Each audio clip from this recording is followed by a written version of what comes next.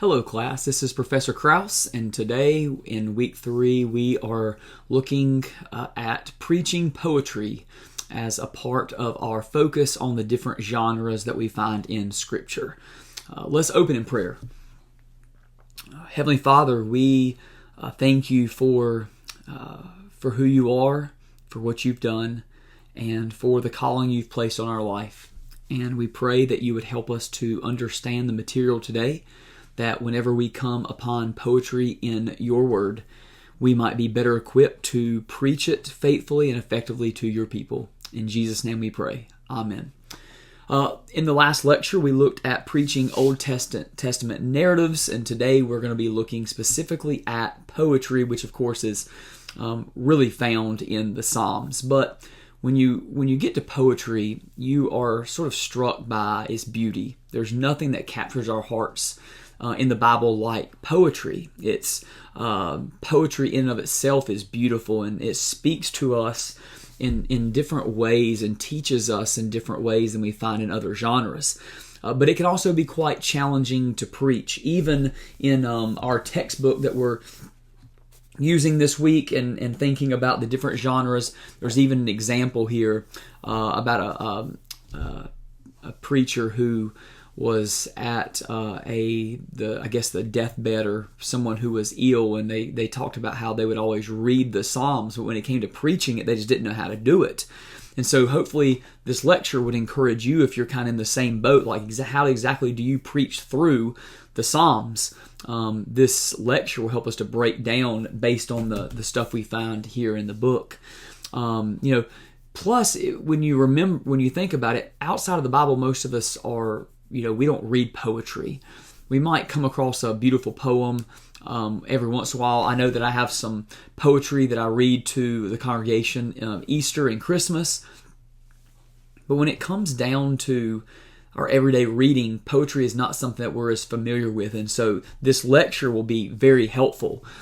Poetry is the second most frequent genre that we find in the Bible. The Psalms, the Song of Solomon, Proverbs, Lamentations are completely poetic.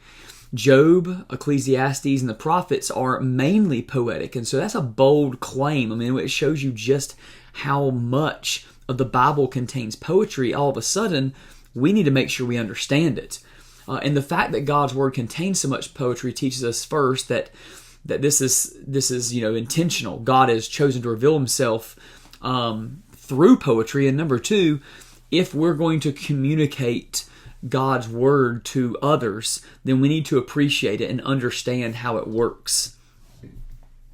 So, what do we need to know about poetry in order to, develop relevant expository sermons in these parts of poetry? So, first, we got to determine the structure, because from one poem to the next, we find different structures.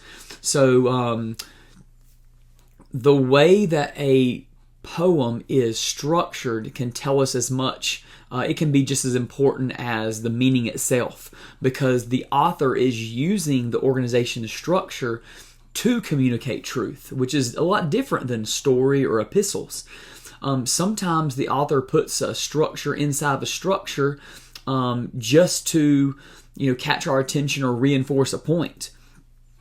So here are some of the most popular structures that we find in poetry. Number one, parallelism, and that's the one that we see over and over and over. Parallelisms are the basic organizing form of Jewish poetic art. It's why we find it in so many of the Psalms and even in the prophets. Parallelism allows the authors to repeat their main themes or ideas without just saying it the same way multiple times. So, if a poet wants to write about God's Word bringing life, right? Rather than saying God's Word is life, God's Word is life, God's Word is life, they're going to say it differently. And that's what you find, for example, in Psalm 119. Psalm 119 contains different ways of saying the same thing at certain places. And so you got to pay attention to that. Parallelism there's this rhythm to it, this balance to the lines.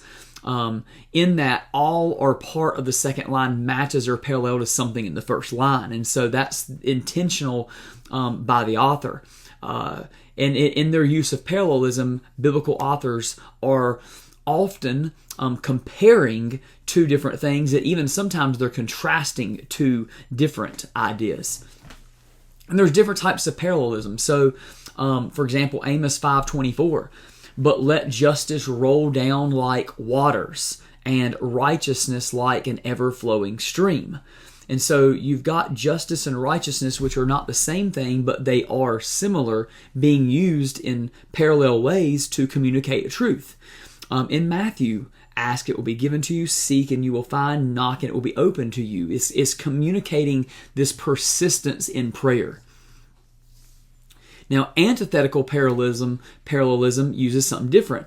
A wise son makes a glad father, but a foolish son is a sorrow to his mother. So you can see here on the page, this slide, you can see how they're different. They're contrasting these two different types of sons and the response of the parents. In synthetic parallelism, notice, be not wise in your own eyes, fear the Lord and turn away from evil. And so these three ideas here are parallel. Don't be wise in your own eyes, fear the Lord, turn away from evil. But they're not said the exact same way. If you want to grab your Bibles and pause this lecture right now, you can look at stair-step parallelism, climactic, emblematic, and alternate. Again, using the same sort of tools to communicate truth, they're just different. Especially like the stair-step, you can see how one line builds upon the next. But just by noticing these, John and Psalms, you can understand what the author's doing. The author here is trying to reinforce a point by using parallelism. And then you got chiasms. In chiasms, you have a order where the author, the biblical author, is going to be building an idea where A, in this case, the way it's structured on the screen, A, B, B, A, the A's correspond to one another and the B's correspond to one another. And if you're looking on page 158, you can see here how this chiasm works, how the lines are, A's match up, B's match up, C's correspond all the way to G. And, again, this is a tool that the author is using to get our attention and show us these how these different lines, these ideas correspond to one another. You're also going to find in poetry, you're going to find acrostics, inclusios. Inclusios are little segments inside of segments where the way it's structured is going to draw your attention to it. You're going to find laments and praises, different types of poetry. And again, being able to recognize them and being able to understand the structure and what these different types of tools in poetry are used for can help you better understand poetry and how to preach it. Discover and understand the poetic devices. That's what we are seeking to do when we open up a psalm or the minor prophets, the major prophets. One of the first things we got to do is just recognize the device that the author is using. And if you don't put the time into studying it, or you only do it every once in a while, then we're going to end up missing something that could really maybe help us to understand it and teach it. Now, the most used poetic devices, you have metaphors and similes. We need to understand the imagery before we try to explain, illustrate, and apply the poem. Well, that's what metaphors and similes are used for. You got to understand the metaphor and the simile before you can explain that imagery and apply it to your people. And so oftentimes in poetry, that is the way that the author writes. They use metaphors to illustrate an idea. They use similes, the like and the as, to show how things are similar or things are different. Personification is when you attribute human qualities to something non-human. Sometimes they do it to idols, sometimes they do it to people, sometimes they do it to God. But again, personification is another tool used, and if we misunderstand it, we're going to miss the point.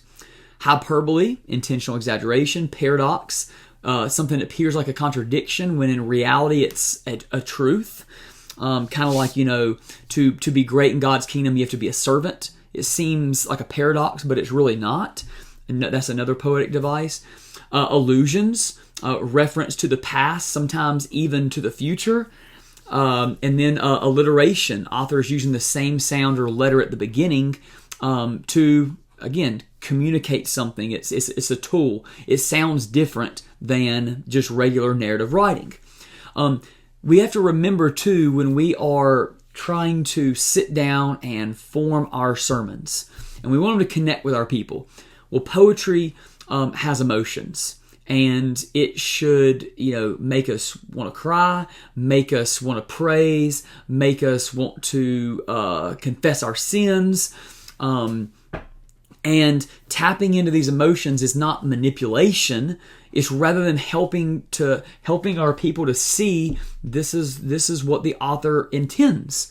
The author wrote that way. They included that type of emotional language. They structured their writing in such a way to lead us to feel certain things. And if we leave in our preaching, if we leave that feeling part out of it, then we're doing a disservice. And so maybe there's a balance you're thinking about, because you want to avoid trying to manipulate people with, emotional type things.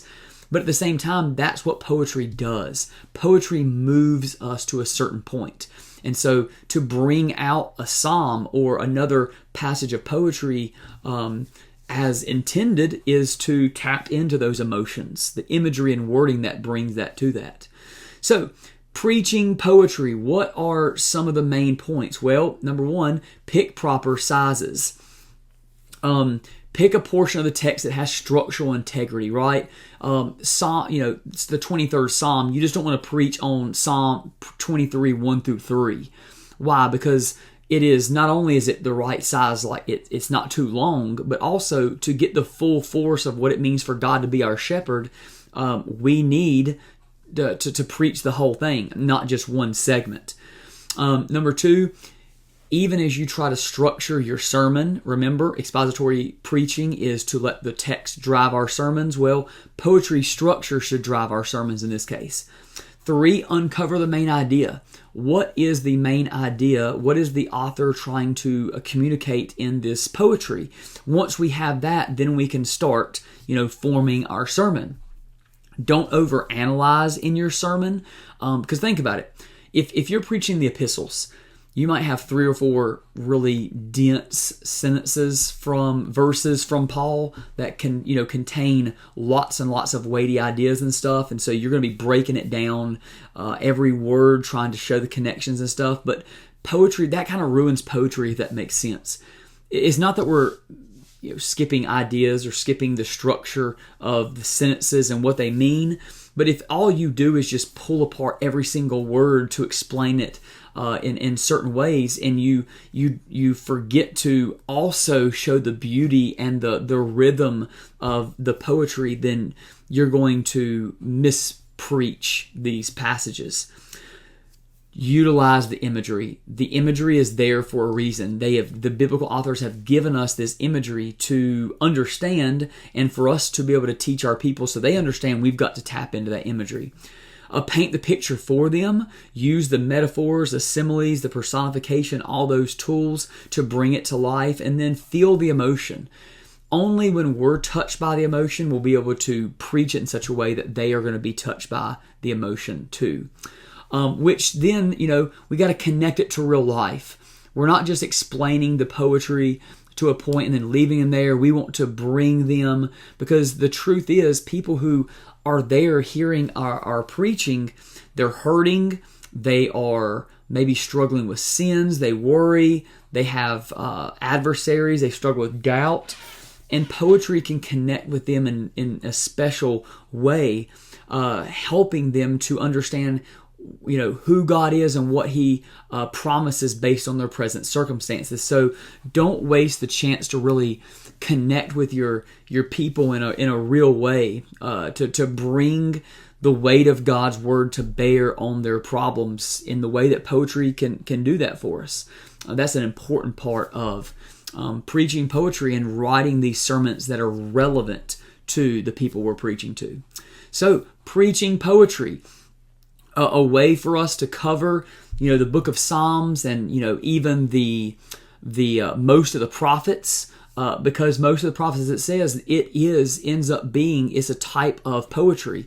And even though it is, prophesying, it's foretelling or forthtelling what is happening for God's people at a certain time, it is using poetry. And so to be able to interpret and preach those passages, we have to know poetry. I hope this is encouraging to you, that even if you're not a person who really loves poetry, you're willing to dive in and dig deep into poetry to better understand it so you can better preach it for your people. Please reach out with any kind of feedback you have, but if not, look forward to seeing you in the next lecture. God bless.